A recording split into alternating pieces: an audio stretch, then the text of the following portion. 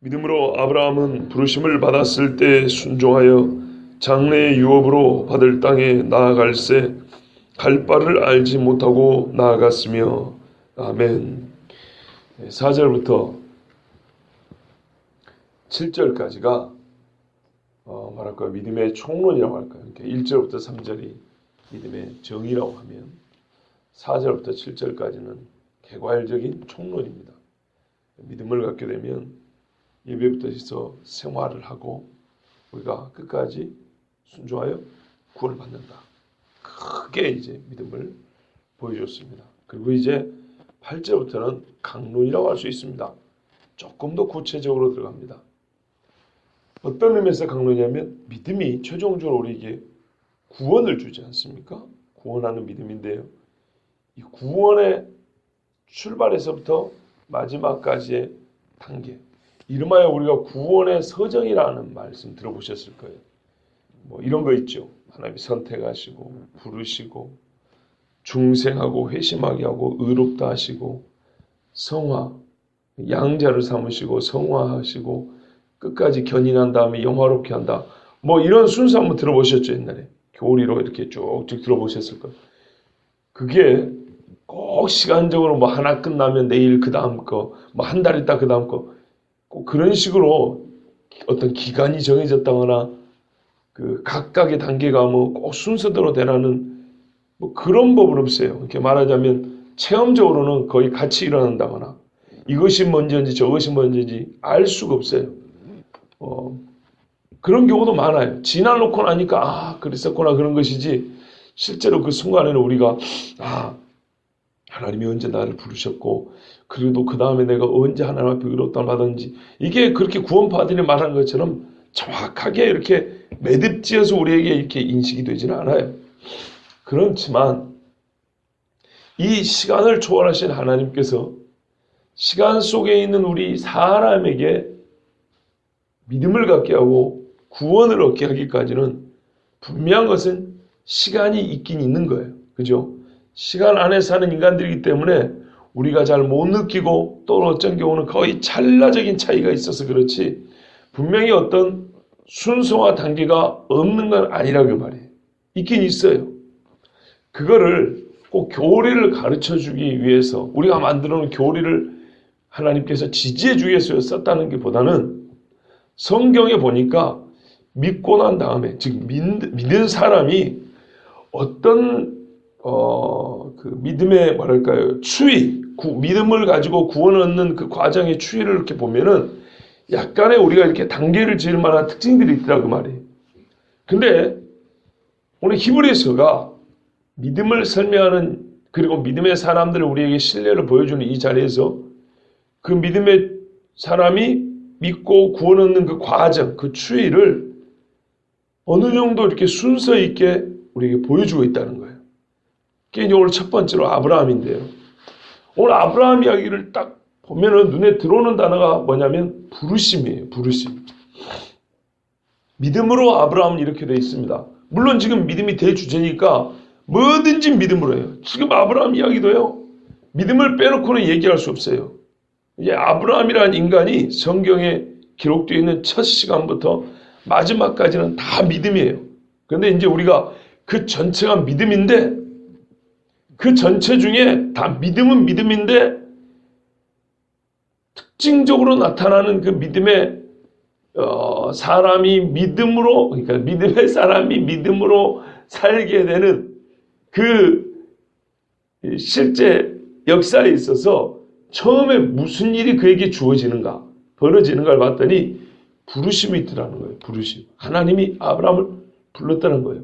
이 아브라함을 하나님이 부르지 않았다면 믿음으로 아브라함은 어쩌고 저쩌고 이게 불능하다는 거예요. 불가능하다. 그만큼 하나님이 우리를 부르셨다는 것이 아주 중요하다는 것을 아브라함을 통해서 보여줍니다. 물론 부르시기 전에 하나님이 어떻게 하셨겠어요? 작정을 하셨겠죠. 선택을 한 거죠. 하나님. 저 사람을 내가 부르리라. 그리고 부르심은 실제로 우리 귀에 들려진 거죠. 그죠? 나에게 들려진 것을 우리가 부르심을 하지만은 내 귀에 들리기 전에 하나님은 먼저 나를 속으로 선택하고 작정을 했을 겁니다. 그거는 우리가 시간 속에서는 알 수가 없어요. 하나님이 속을 한 걸 우리가 어떻게 알겠어요? 역사와 시간 안에 나타난 건 부르심부터예요. 부르심부터. 그런데 저기 이제 신약에 가보니까 로마서나 또 뭐 그 바울 서신 여러 군데 보면 너희를 예정하시고 선택하시고 이런 말이 있어요. 그죠? 그 다음에 너희를 부르시고, 그러니까 오늘 아브라함은 부르신 이야기지만은 분명히 부르기 전에는 하나님이 속으로 선택하고 작정하는 일이 먼저 있었다는 것은 당연한 이야기입니다. 그런데 이제 믿음의 이 땅의 믿음의 역사, 실제로 나타남에 있어서는 뭐가 먼저라고요? 부르심이 먼저랍니다. 부르심. 예를 들면 예수님이 세리 마태를 부르셨죠. 나를 따라와라 그랬죠. 베드로를 부르셨죠. 사람을 나누어 부가 되게 해라. 따라와라 그랬어요. 그 다음에 따라와라라는 표현은 아니지만 같은 뜻으로 누구 집에 들어가셨어요? 삭개오 집에 들어갔죠.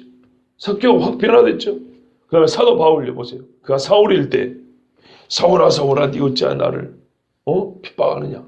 이게 뭡니까? 부르심입니다. 성경에는 부르심이 기록되어 있습니다. 그런데 우리가 흔히 말하는 유효하지 않은 부르심이 있고요. 유효한 부르심이 있어요. 부르긴 불렀는데 효과가 없는 부르심이 있고 효과가 있는 부르심이 있어요. 이제 이거를 우리가 조금 깊이 볼 필요가 있지만은 뭐 새벽이니까 깊이 보기는 어렵습니다. 성경에 표현해 보면 어떤 게 있냐면 청함을 받은 자는 많되 택함 받은 자는 적으니라 그랬어요. 잔치를 배설하고 그 잔치 주인이 오래전부터 종들에게 기별을 해서 사람들을 불렀어요. 오시오 하고 불렀단 말이에요. 사람들이 알아먹었어요. 분명히 이 집에 잔치가 있구나. 주인이 우리를 부르는 의사가 있구나. 초대를 해줬구나. 오케이 이까지 알아먹었어요. 그런데 이제 유대 관리에 따라 잔치가 가까우면 한 번 더 보내요. 확실히 올 거냐? 의사도 물어보고 또 오라는 이 권하는 표시를 해요.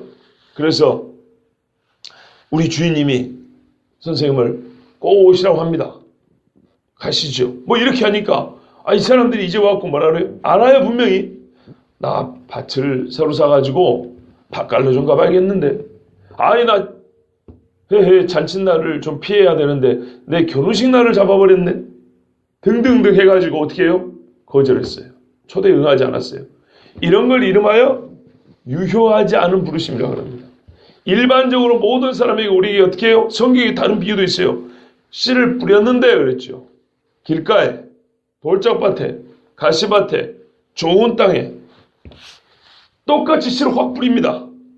이것이 이름하여 부르심입니다. 일반적인 부르심입니다. 자, 그런데 어느 땅에 뿌려진 씨가 곡식을 맺습니까? 좋은 땅에 뿌려진 씨가 곡식을 맺죠. 그걸 이름하여 뭐라 합니까? 효과가 있는 유효한 부르심이라고 해요. 겉으로만 들린 게 아니라 내적으로 우리의 마음을 끌고 가는 내적 부르심이라고 해요. 하나님의 주권적인 부르심이라고 해요. 그게 아까 말씀드린 누구요? 사도 바울, 삭개오, 마태, 베드로 이런 사람. 구약에는요. 모든 사람들이 우상을 숭배할 때 하나님 앞에 부르심을 받고 쓰임받았던 모세와 선지자들, 그리고 우리가 믿음의 조상이라 하는 아브라함이 그 일을 가장 대표적으로 불러줍니다. 대표적으로 보여줍니다. 왜 그러냐면 여러분 우리가 앞에 봤던 아벨이나 또 누가 있습니까? 에녹이나 노아는요. 그 직계 조상이 다 믿는 집이에요. 그렇죠? 아담의 씨가 여러 씨지만 지금 아담부터 노아까지는 10대인데 딱 10대가 아닌데 이 10대는 직계로 믿는 집 사람들이 믿음으로 이렇게 내놓은 집. 그런데 아브라함 때가 하면 어떻게 되냐? 하나님께서 세상 만방에다가 아담과 노아에게 한 약속을 그들에게 줬어요. 생각해 보세요.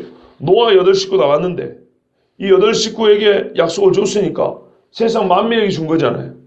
그리고 그들 통해서 이 구원의 약속을 메시아를 보내는 약속을 계속 퍼뜨려 했더니 이 못난 인간들이 바벨탑 쌓고 하나님을 통째로 거역하기 시작했어요. 그러니까 하나님께서 어떻게 해요? 이런 식으로 해가지고는 약속이 금세 잊혀진다. 바벨탑을 홍수에 100년 만에 쌓았다 그랬죠. 금방 잊혀지겠다. 그래서 하나님께서는 사람보다 지혜로우신 거로 많이 뿌린다고 좋은 것이 아니라 정말로 이 언약을 담지 딱 담아가지고 붙잡고 갈 한 사람을 선택한 거예요. 그리고 그 한 사람 통해서 한 민족. 그래서 원래 확 퍼뜨는 것을 이것들이 다 잃어버리니까 이 뭡니까? 세상 말로 하면은 씨가 끊기기 전에 딱 한 사람을 잡고 내가 너로부터 다시 전해주리라 해서 아브라함을 딱 선택해 불러가지고 아브라함에게 집중적으로 하나님의 약속을 가르쳐주고 그 집안과 그 후손들을 통해서 믿음이 뭔지 그걸 하나님께서 그리고 믿음으로 얻는 구원이 어떻게 되는 것인지를 집중적으로 하나님이 가르쳐 주신 거예요. 이걸 많이 뿌려도 되는 것이 아니고 한 사람을 택하고 한 민족과 한 나라를 세워서 그들이 핍박을 당하고 고난을 당하면서 그들이 또한 믿음의 신뢰, 예표적인 그러니까는 예수님의 예표로서의 삶도 살고 믿는 자들의 오늘 우리의 믿는 자의 모범이니까 그 사람들은 뭘까요? 예표이면 실제로 산 것이지만 동시에 예표도 되는 것이죠. 그렇게 해가지고 우리에게 오늘까지 약속을 전해주었다 이 말입니다. 하나님이 그렇게 하려 작정했어요.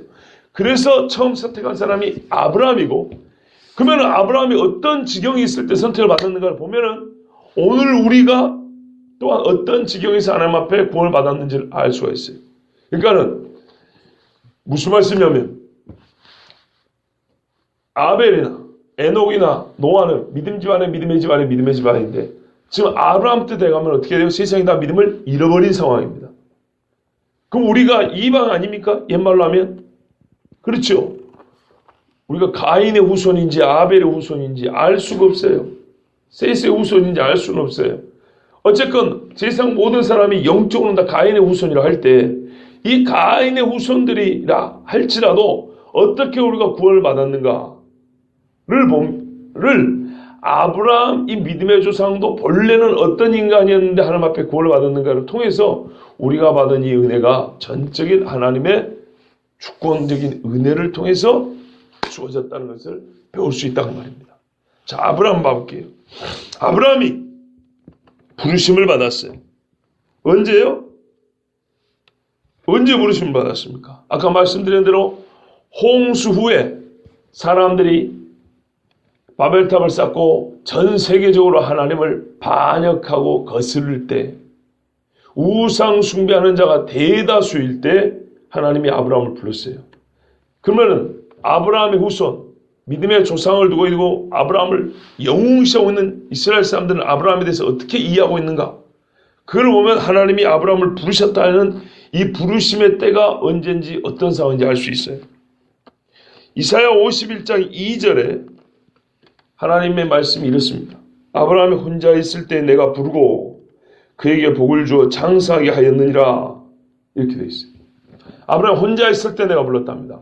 이거는 실제적으로 옆에 사람이 없을 때 하나님이 혼자 아브라함 1대1로 만났다는 뜻일 수도 있는데 그건 뭐 하나님이 옆에 사람이 있으면 못 만나줍니까? 그게 그리 중요한 거 아니죠.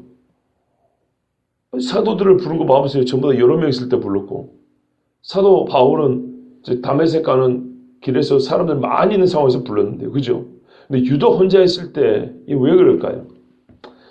이것이 말하고자 하는 깊은 뜻은 아브라함 측면에서 어떤 노력을 했다는 것이 한 것이 없다는 얘기입니다. 예, 그러니까 아브라함 주변에 사람이 없을 때 그런 뜻을 강조하려고 한 게 아니고 아브라함 측면에서는 지 혼자 있을 때 그러니까 아브라함과 나의 어떤 관계가 없을 때 아브라함 측에서 손짓을 한 게 아니고 순전히 내가 그에게 다가가가지고 그를 불렀다는 것입니다. 이것을 강조하는 말씀입니다. 왜 그러냐면 여호수아가 훗날 이스라엘 백성들을 모아놓고 아브라함 이야기를 들려줍니다. 이제 가나안 땅에 들어가가지고 모세도 그랬잖아요. 하나님 말씀 잘 지켜라고 할 때 이제 가나안 땅에 들어가면 너희가 모세의 율법도 지켜야 되지만은 뭐 해야 된다는 거예요. 율법을 지킨다는 거 믿음으로 살아야 된다는 거죠. 하나님을 믿음으로. 그럴 때 아브라함 이야기를 들려줍니다. 옛날 아브라함이 어쨌냐 이걸 들려주는데 한번 봐보세요. 여호수아가 모든 백성에게 이르되 이스라엘의 하나님 여호와께서 이같이 말씀하시기를 옛적에 너희의 조상들 곧 아브라함의 아버지 나홀의 아버지 데라가 강 저쪽에 거주하여 다른 신들을 섬겼으나 이 강은 유프라테스 티그리스 강 말합니다. 그러니까는 이거는 메소포타미아나 저 바벨론 지역을 말하는 겁니다. 그쪽에 있을 때 옛날에 어떻게 그가 갈대아 우르에 있을 때 그때 어쨌다고요? 데라가 다른 신들을 섬겼대요. 아브라함의 아버지가 내가 너희의 조상 아브라함을 강 저쪽에서 이끌어내어 가나안 온 땅에 두루 행하게 하고 우리가 차지하는 이 가나안 땅을 하나님께서 미리 아브라함에게 한번 거주했다기보다는 행하겠대요. 떠돌게.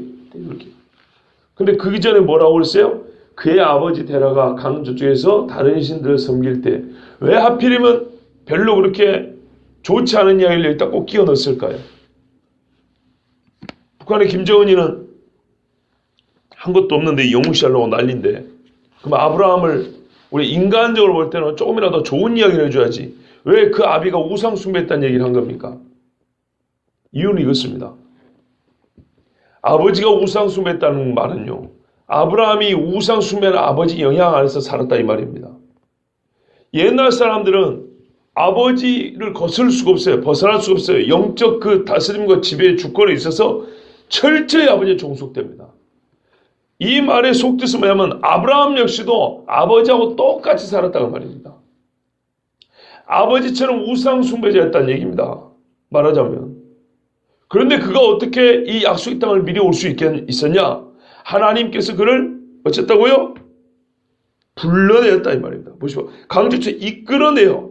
하나님이 주도적으로 끌어낸 것이지 아브라함이 자기가 뭐 어떤 계획을 세우고 내가 하나님을 섬기는 자로서 이렇게 살면 안 되겠다. 뭐 이런 게 아니었다 이 말입니다. 그러면 이스라엘 입장에서 봐보세요. 우리가 또 하나의 바다 저쪽 강 저쪽 어디예요? 애굽에서 어떻게 살았냐 이 말이죠. 하나님께서 우리를 끌어냈죠. 뭐 어쩌자는 거예요? 후손인 우리는 조상을 닮아야 된다 이런 말입니다. 여기에 대해서 어떤 분들은 또 이의를 제기할 수 있어요. 그런데 또 한참 후에 스데반이 마지막 죽음을 앞두고 설교를 할 때 구약을 쫙 읊는데요.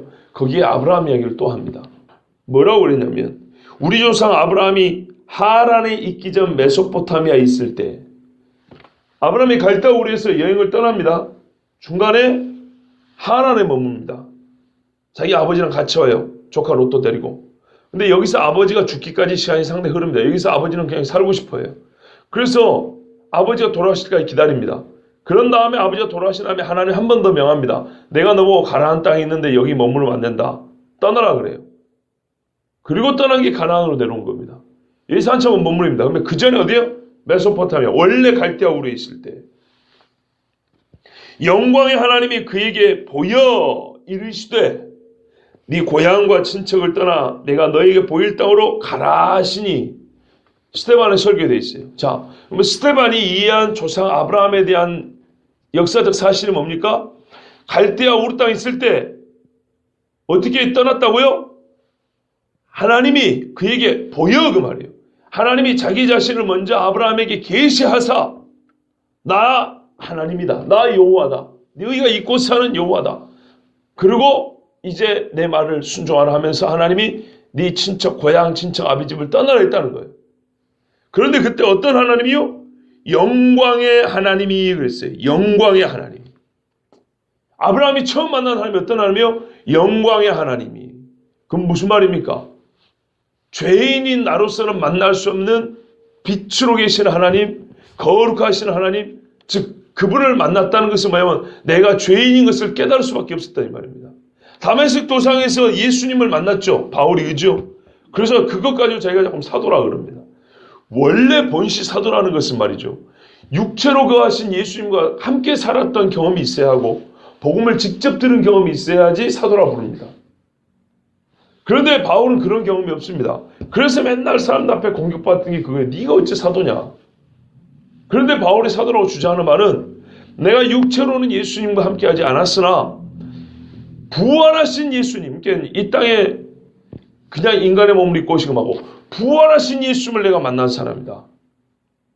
그래서 내가 사도다. 이렇게 이제 주장하는 거고, 그 증거로 바울의 입에서 나오는 복음이 그 앞선 사도들의 복음과 일치합니다. 그래서 우리 복음과 같다 하고 앞선 사도들이 또 인정을 해줍니다.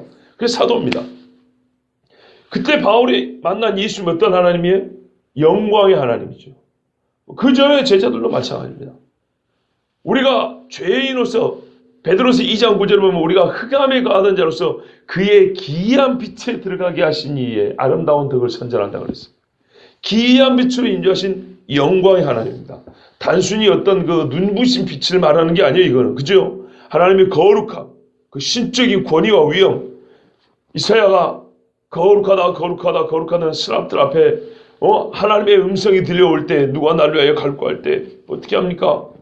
그 영광을 보고 화로다 나여 망하게 되었도다. 나는 입술이 부정한 자예요. 나는 죄인이라다. 죄인으로서 하나님을 배웠으니 나는 죽게 되었다. 이런 하나님 영광의 하나님입니다. 그러니까 아브라함이 어떤 하나님 만난 거예요? 우상 숭배자로서 온 천지 만물을 만드신 절대적인 하나님을 만난 거예요. 그 순간 어떻게 해요? 내가 죄인임을 깨닫죠. 그렇죠? 요즘 말하면 회심입니다. 그렇죠? 부르심과 회심이 일어난 중생의 체험이 있는 겁니다. 그 다음에 어떻게 합니까? 하나님께서 회심도 하지 않고 중생도 체험해보지 않고 하나님의 말씀을 들은 적도 없는 인간에게 가라 그러지 않아요. 해봐야 그건 듣지도 않아요. 소용도 없고. 근데 하나님께서 아브라함아 아브라함 부른다 이 말이죠. 그 하나님을 눈을 뜨고 봤더니 어떤 하나님이요? 영광의 하나님. 이 더럽고 깜깜한 세상에서 내가 스스로는 찾지 못하고 알지 못하고 섬기지 않았던 하나님. 정말 내가 그분 앞에서 망하고 죽게 되었도다 하고 무릎 꿇을 수밖에 없는 하나님을 만난 거예요. 근데 내가 알고 싶었어요? 만나고 싶었어요? 아니요. 영광의 하나님이 먼저 아브라함에게 보여 자기를 계시하여 이렇게 아브라함의 믿음이 시작된 거예요. 이 부르심은 절대 실패하는 법이 없어요. 그렇죠. 그래서 오늘날도 우리가 뭐라고 말합니까?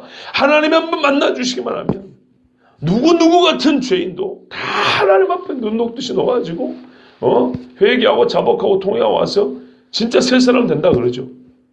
그 우리가 말하는 진짜 한 번만 하나님이 만나시면 그 표현이 바로 이거예요. 영광의 하나님이 아브라함에게 보였다는 게 바로 그 말이에요. 여기서부터 우리가 아는 믿음의 조상 아브라함이 시작되는 겁니다. 부르심이 그렇게 중요한 거예요. 우리가 믿음의 사람들이 구원 얻는 시작점이 뭐로부터라고요? 부르심부터라고요. 역사 속에 나타나는 첫 단계는 뭐냐면 하나의 부르신 거예요. 자, 불러주니까 어떻게 합니까? 갈 바를 알지 못하고 나갑니다.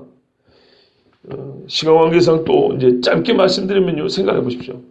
아브라함이 하나님 앞에 부름을 받을 때가 나이 70이 넘은 때입니다. 여러분 70 넘은 좀 오래 살긴 했지만은 그래도 70이 넘은 사람이 말이죠. 고향 친척 아비 집을 떠난다. 쉽습니까? 하던 사업을 바꾸는 것도 어렵고요. 저 같은 어린 사람도 지금도 더 어릴 때 고향을 떠나온다는 게 그리 쉬운 얘기가 아닙니다. 근데 이게 오늘과 같이 따로 떨어져 사는 것이 일상화된 세계에서 만만치 않은 일인데 고대에 그게 쉬운 이야기입니까? 고대는 태어나면 거기서 죽는 겁니다. 어렵습니다. 그것도 한번 떠나왔어요. 얼마나 먼 거리로 왔습니까? 하란에 갔더니 제법 하나님을 섬기는 사람이 그래도 좀 있어요. 그걸 어떻게 한다고요? 우리가 창세기 강의 때 들었죠. 벌써 1년 반 전에. 아브라함이 자기 아들 이삭을 결혼시킬 때 며느리감 구하러 어디로 종을 보내죠? 이 메소포타미아 아니 어디지? 하란.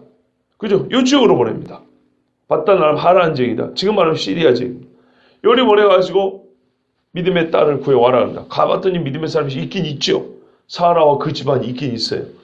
이들을 우리가 말하기를 그 노아의 후손 중에 셈과 함과 야벳 중에 셈 족속 중에 일부, 그죠? 셈의 직계 후손이 또 기록 쭉 되어 있습니다. 아브라함까지 한 거기가 또 한 10대 됩니다. 이 라인이 여기 일부 살고 있었다 그랬어요. 님무릇을 따르지 않았다. 그들을 만나가지고 거기서 사니까 그렇게 좋을 수 없어요. 갈대아 오르는 순전히 우상숭배자인데 여기 오니까 하나님 앞에 제사 드릴 줄 아는 인간이 그래도 몇 사람 살고 있는 거예요. 오랜만에 믿음의 사람들 만났으니 얼마나 좋습니까? 그리고 아버지까지 여기서 평안히 살다가 돌아가셨어요. 그런데 하나님이 어떻게 해요? 여기서 하신 말씀, 야, 여기 아니다. 다시 가라 그랬어요. 그리고 또 어디로 가요? 옛날에 갈대아우로 떠나온 것과 똑같이 순전히 우상 숭배자고 거인들이 드글드글하는 가나안 땅으로 가라는 거예요. 이게 쉽냐고. 오죽 했으면 요즘 말로 내 눈에 흙이 들어도 안 된다. 무조건 저 위로 올라가서 색식감을 구해와라. 이랬지 않습니까? 나중에 야곱도 그리 올라갔고. 어려운 이야기입니다. 믿음의 여정이 어렵습니다. 참 어렵습니다. 그런데요, 성경에서는 아브라함이 갈 바를 알지 못하고 어쨌다고요? 나아갔다 그랬어요. 나아갔다. 그런데 그 전에는 순종하여라는 표현이 있죠. 그죠? 나아갔다는 건 맨 마지막에 있고 가운데 부분은 순종하여. 여러분, 순종은 마음의 동의라면 나아감은 그걸 행실로 실천하는 겁니다. 부르심이 어디로 이어집니까? 내적인 동의와 아멘. 그 다음엔요, 행동의 아멘으로 가는 겁니다. 하나님이 부르심이 이렇게 강력해요. 사도 바울도 봐보세요. 내가 지금까지 핍박했던 분이 누군가를 깨닫는 순간 그 다음 어떻게 합니까? 다마스쿠스에 가가지고 그 다메섹에 가서 아나니아라는 사람을 만나고 안수를 받고 눈이 떠진 다음에 내가 이방인을 위하여 너를 택한 그릇이니 했더니 바로 아라비아로 왔고 3년 동안 복음 증거하고 왔고 죽을 곳에 오지 않습니까? 그렇게 이어지는 겁니다. 하나님의 유효한 부르심에 따라서 사람이 마음이 변화를 받아서 순종을 하고요. 그 다음에 갈 바를 알지 못하고 나갑니다. 아까 그 여호수아 한 말에도 이런 말씀이 있죠. 내가 너희의 조상 아브라함을 강 저쪽에서 이끌어 내가 가나안 온 땅에 두루 행하게 하고. 예. 진짜 하나님 앞에 받은 그 부르심을 받은 사람의 표가 뭐냐면요. 우리가 뭘로 할 수 있냐? 그가 나아가느냐?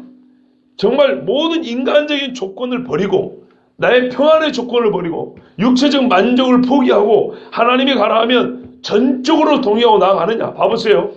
갈 바를 알지 못했다는 것은 목적지가 아직 정해지지 않다는 거죠.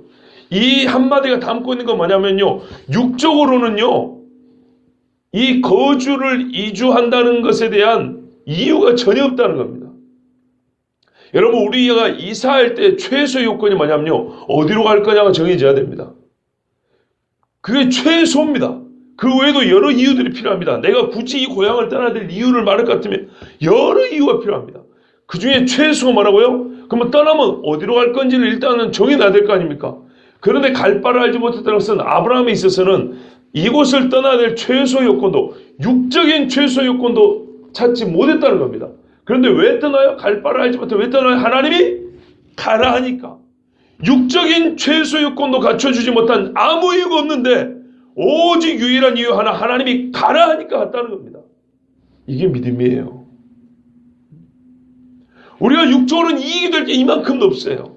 사람들에게 칭찬드릴 게 이만큼도 없어요. 저 미친 노인이 어디로 가는 거야 도대체. 이런 욕으로 넘을 것밖에 없어요. 근데 오직 뭐 때문에요? 갈 바를 알지 못해. 세상에서 내가 구직을 해야 될 이유가 없고 따라야 될 이유가 없고 가야 할 이유가 없고 붙잡아야 될 이유가 없지만 하나님을 내가 믿기 때문에 가라 하는 하나님의 나를 부르신 하나님의 그 부르심, 하나님의 신실하심, 영광의 하나님을 만났죠. 내가 만난 하나님이 누구냐? 글쎄요, 뭐라 그래요? 하나님이 계신 것과 그가 자기를 찾는 자들의 상 주시는 이심, 여기 상 주시는 이심은 하나님의 어떠하심이, 하나님의 본성이에요. 하나님의 존재와 하나님의 능력과 하나님의 본성을 깨달았기 때문에 오직 하나님만으로 이유가 되어서 떠난다 그런 말입니다. 모든 걸 끊을 수가 있어야 돼요. 엘리야가 엘리사를 부를 때도 말이죠. 하물며 사람이 사람을 부를 때도 말이죠. 내가 너에게 무슨 상관이냐? 잠깐만 기다려보시죠, 선생님. 내가 이 소 2마리 잡아가지고 하나님께 제사 드리고 동일사한테 고기 삶아 먹이고 무슨 말입니까? 내가 이전에 이 소 2마리로 농사 지었는데 소로 지은 농사, 즉 세상의 것들을 내가 지금 이제 완전히 끊고 이 유익을 내가 미련두지 않고 따라가겠습니다, 이 말이에요. 그래서 엘리사가 엘리야를 쫓습니다. 하다못해 선지자가 선지자를 쫓을 때도 그럴 것인데 하나님을 쫓을 때는요. 모든 고향이 주는 안정감, 친척이 주는 어떤 이익, 사람들과의 관계가 주는 어떤 유익들, 거기서 내가 육체적인 만족을 얻을 수 있는 것들을 하나님이 가라면 싹 끊고 가는 거예요. 이게 믿음의 사람의 여정이고요. 이걸 표현할 때 뭐랍니까? 갈 바를 알지 못하고 나아갔다 그럽니다. 그 앞에 순종하여. 하나님 말씀만으로 모든 육적인 조건은 제로인데 간다 그 말. 어디서부터 시작한다고요? 하나님의 부르심부터. 거기서부터 시작하는 겁니다. 지금 뭐 약속을 받았습니까? 가면은 뭐 준다는 얘기 들었습니까? 그런 거 없습니다. 아직. 뭐 아들을 준다는 얘기는 한참 있다 나옵니다. 그런데 하나님을 내가 만났죠. 그럼 그걸로 그냥 거의 끝나는 거예요. 사실. 아브라함은 그랬다는 거예요. 그러니까 아브라함이 믿음의 사람이라는 겁니다. 하나님이 아브라함을 말하자면 무슨 말이냐면요. 요즘에 말할 것 같으면 교회 새가족 등록하자 진짜 오리지널 초신자 있죠. 초신자로 새가족 등록하자마자 최고로 어려운 명령을 내렸는데 예스 그랬다 이 말입니다. 우리가 지난 4월에 임정자 전도사님 모시고 여기서 11 집회를 했지 않습니까? 그죠? 그때 그 전도사님이 자기 간증을 했어요. 내가 시골에서 안 믿는 집에서 정말 우상 숭배하던 그런 며느리였는데 어느 날 처음으로 그 시골 교회 갔더니 그때 당시 여자 전도사님이 무명적으로 입고 다니는 그 여자 전도사님 와가지고 예수를 믿겠다 하니까 딱 앉혀놓고 얼마나 강력하고 단호했는데 지금 예수를 믿냐? 믿겠다. 아멘. 그래 했다. 그러면은 이거 해야 된다. 지킬 수 있겠냐? 주일 지킬 수 있겠냐? 11조 지킬 수 있겠냐? 뭐 지킬 수 있겠냐? 뭐 지킬 한 몇 가지인가 10가지인가 뭐 했다 그랬죠. 이거 못 지켰으면 나가라 그랬다 그랬어요. 초신자를 데려놓고 딱 무릎 꿇게 놓고 그랬죠. 그런데 이 전도사님이 기본적으로 이게 또 심지가 고든 사람이라 내가 예수를 믿을 것 같으면 하겠다고. 그때는 믿음도 약하지만 또 서로 얼굴 봐서는 하겠다 그랬어요. 지금이야 믿음이 있으니까 뭐 문제도 안 되지만 그때는 그게 인생에 있어서 최고 어려운 숙제입니다.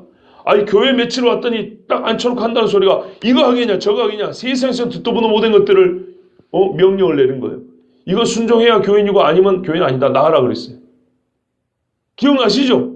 권사님도 기억나시죠? 예 맞아요. 말하면 그런 거예요. 하나님이 딱 부르신 다음에 무슨 뭐 하늘에서 불이 떨어진 기적을 한번 보여준 것도 아니고 하나님 자신을 딱 드러낸 다음에 영과 하나님을 만났으니 사실은 뭐 그게 최고죠. 바로 최고로 어려운 명령을 내는 거예요. 지금부터 너희 집에 있는 우상에 코를 아버지 몰래 하나씩 부러뜨려 놔라. 팔을 하나씩 부러뜨려 놔라. 이런 것부터 시킨 게 아니고요. 아예 이거를 송두리째 버리고 떠나버려라 그랬어요. 이야, 이게 하나님입니다. 아니 이게 하나님이 이게 부르심입니다. 이런 하나님이에요. 그리고 아브라함이 한번 떠난 다음에 뒤를 돌아봤습니까? 안 돌아봤습니까? 안 돌아봤어요. 누가복음 9장 62절에 이렇게 말씀합니다. 예수께서 이르시되 손에 쟁기를 잡고 뒤를 돌아보는 자는 하나님의 나라에 합당하지 아니하니라. 아브라함은 뒤를 돌아보지 않았어요. 장래의 유업으로 받을 땅에 나갔어요. 갈 바를 알지 못하고 나갔죠. 갈 바를 알지 못하고 나갔는데 나중에 알고 보니까 거기가 장래의 유업으로 받을 땅이었어요. 아브라함은 그걸 몰랐어요. 그냥 두루 행하기만 했지 이게 장래에 하나님께서 하나님 나라의 예표로 이 땅을 주실, 그러니까 하나님 나라의 영적인 세계죠. 영적인 세계를 육체적인 세계, 물리적인 세계에서 예표로 준 것이 바로 이 가나안 땅인데 그것까지는 그때 당시까지는 알지 못했어요. 그런데 나갔어요. 그러니까 믿음을 뭐라 그래요? 보이지 않는 것들의 실상이라고 증거라 그러지 않습니까? 예? 그게 아브라함의 삶에서 나타나는 겁니다. 시간 관계상 더 깊이 말씀 못 드려 좀 아쉽습니다만은 이 장래의 유업, 보이지 않는 나라를 아브라함은 자기가 걸으면서도 아직 확실하게 얻지 못하고 이게 장래에 어떻게 쓰여질지 다 보지 못한 상황이지만 그래서 갈 바를 알지 못한 여전히 그의 나그네 길을 보면 갈 바를 알지 못한 거예요. 그렇지만 그는 순종하여 나갔어요. 그런데 참 아쉬운 게 뭐냐면 우리가 여기서 이제 하나 더 받을 게 뭐냐면 아브라함이 보이는 것으로 살지 않고 들은 것으로 살았잖아요. 이게 믿음이죠. 그런데 우리가 참 아쉬운 거는 아브라함에게서 사실 이것을 배워야 할 한 사람이 있었어요. 아브라함과 가장 가까이 살았고 어려운 고향 땅을 떠나온 것은 매한가지였어. 아버지처럼 의지하고 살았기 때문에 아브라함으로부터 사람은 하나님의 말씀을 들음으로 사는 것이지 내 육체의 눈으로 보는 것을 사는 것이 아니구나. 즉 하나님의 말씀을 들음으로 살면 육체의 눈을 넘어서 영적인 안목과 시각을 가지고 살게 되는 거구나. 이거를 배웠어야 할 한 사람이 있는데 안타깝게도 못 배운 사람이 있어요. 그래서 오늘날도 우리에게 경고를 주는 한 인물이 있어요. 그가 누굽니까? 롯입니다. 롯.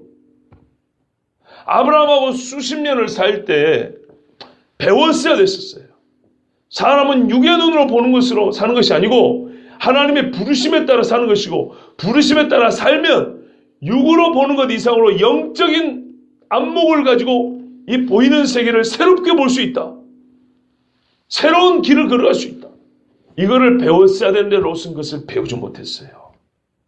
여러분, 저는 말씀 마치면서 여러분과 저에게 하나님 도전하시는 것입니다. 물어보시는 겁니다. 너는 나에게 유효한 부르심을 받았다고 스스로 믿느냐?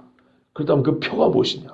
아브라함처럼 갈 바를 알지 못하고 장래에 근처 새하늘과 새 땅을 바라면서 이 땅에서 나그네와 순례자처럼 사는 이 길을 걸어가겠느냐? 보이는 대로 살지 않고 듣는 대로 살겠느냐? 하나님 물어보시는 거예요. 오늘날 아브라함의 자손이나 많은 사람이 말하지만 유대의 땅에 예수님 가실 때도 마찬가지예요. 돌들에게 찬송을 넘겨준 아브라함의 자손들이었어요. 네? 오늘 우리나라에도 말이에요. 많은 사람이 아브라함의 영적인 자손이라고 말하지만 이미 돌들에게 그 찬송을 넘겨줘버린 말뿐인 아브라함의 자손이 얼마나 많습니까? 아브라함 옆에 살아도 롯이 수십 년 옆에 살아도 하나님의 부르심으로 산다는 것을 배우지 못하고 지 눈이 좋은 대로 푸른 초장이 있다고, 시냇물이 있다고, 인간의 눈이죠. 소돔 땅으로 가버린 롯을 봐보세요. 그러나 다윗은 육체적인 눈으로는 푸른 초장과 시냇물이 없어도 여호와가 어떻게 해요? 나를 푸른 초장과 맑은 시냇물가로 인도하신다. 그리고 하나님 옆에 살았으니 그의 인생이 실제로 사울 왕과 달리 푸른 초장과 맑은 시냇물의 삶이 아니었습니까? 네? 여러분, 거기다가 그 롯에게서 역시 배우지 못했으니 롯의 아내는 쟁기를 쥐고 밭을 갈다가 뒤돌아보는 자와 같아버렸고, 딸들은 소돔 땅에서 훨씬 더 악한 풍습을 배워서 아버지에게 술을 먹이고 부녀 간에 음란한 짓을 하고, 얼마나 안타깝습니까? 만약에 아브라함처럼 롯이 배웠다면, 사람이 눈에 보이는 대로 살지 않냐고 하나님의 말씀을 들은 대로 산다는 것을 배웠다면 롯 또한 믿음의 사람의 반열에 들지 않았겠습니까? 물론 히브리서는 롯도 의로운 자라고 말하고 있습니다. 이거는 상대적인 겁니다. 소돔 사람들의 그 악한 죄에 비해서는 롯이 의로운 사람인 건 맞습니다. 적어도 아브라함의 조카는 맞습니다. 그러나 우리가 좀 더 기대하고 싶은 롯은 못 되었던 겁니다. 여러분, 하나님께서 우리 보고 아브라함과 같이 살라고 부르셨습니다. 아브라함의 후손인 우리가 돌들에게 찬송을 양보하지 말고, 그건 양보할 것이 아닙니다. 이 마지막 시대 마지막으로 아브라함처럼 살 수 있는 기회가 우리에게 주어졌습니다. 이 마지막 기회를 절대로